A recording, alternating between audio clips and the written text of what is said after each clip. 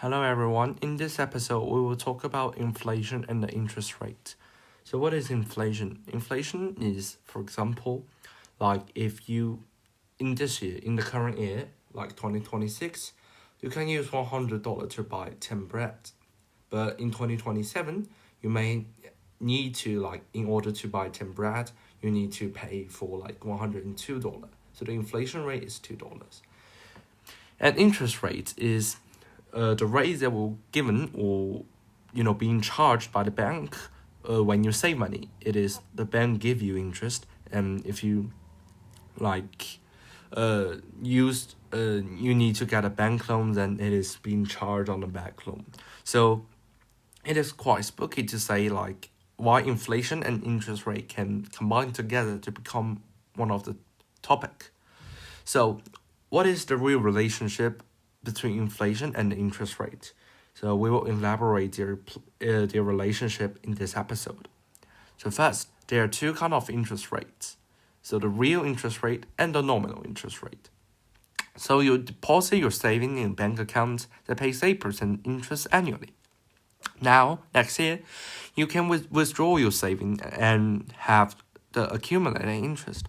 So are you 8% richer than you were where you made the deposits a year earlier? So talking about whether you are richer or not, we consider about the actual purchasing power of, 1 unit of money.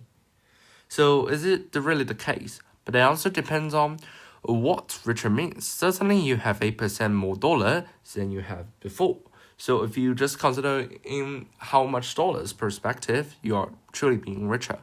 But if the inflation rate was 5% over the year, then the amount of goods you can buy has increased by only 3%. Although we can have more accurate, data, but we can just assume that it cancels out 5% of the money, which is you can only buy 3% more good. So if the inflation rate was 10%, then your actual purchasing power is decreasing. Although you may say like more optimistically that you say like I have 8% more money, but it doesn't work in an economy. So the interest rate that the bank pays is called nominal interest rate, and the increase in your power is purchasing power is called the real interest rate.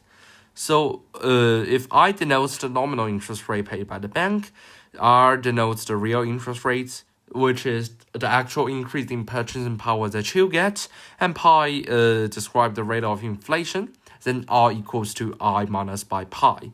So pi is the inflation rate, so you can also say like according to the Fisher effect, we can rearrange the both sides of the equation. We can also get I equals to R plus pi.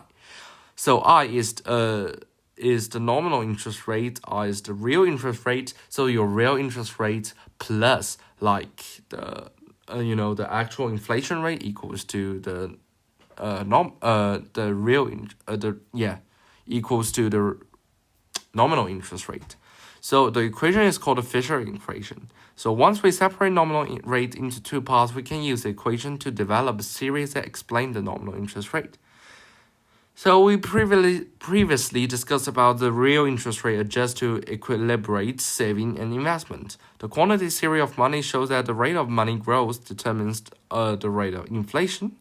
So this equation then tells us to add the real interest rate and inflation rate together to determine the nominal interest rate. So according to quantity theory, like increasing the rate of money growth of 1% causes a 1% increase in the inflation rate.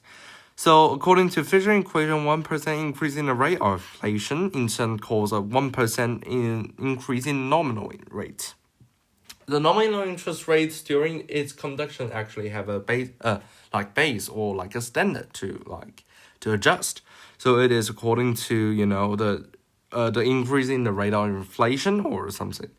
But only thing is it is true that only is your real interest rate would like fluctuate. Like as for the bank, their interest rate almost remain the same in the certain period of a year.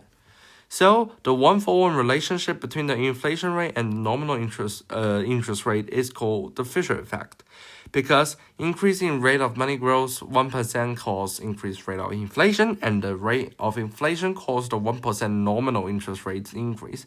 So actually 1% increase in the rate of money growth equals to 1% increase in the nominal interest, which is if you print more money, then the bank will give you more higher interest, and of course the inflation will be more serious. And thank you all for listening. Have a nice day.